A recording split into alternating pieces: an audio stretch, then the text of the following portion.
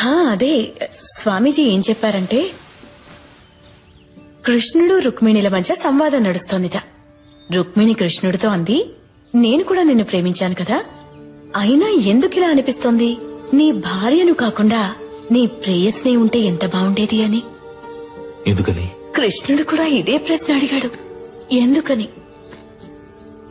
రుక్మిణి అంది, భార్యాభర్తల సంబంధం ఎంత గాఢమైందైనా కావచ్చు, జనం ప్రేయస్ని తలుస్తూ ఉంటారని. రాధాకృష్ణ రాధాకృష్ణ రాధా.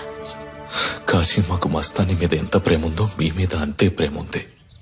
కృష్ణుడు కూడా ఇదే అన్నాడట. మేమెప్పుడు మీ ఇద్దరిని పోల్చలేదు. చాలండి, తనకు నాకు పోలిక కుదరనే కుదరదు.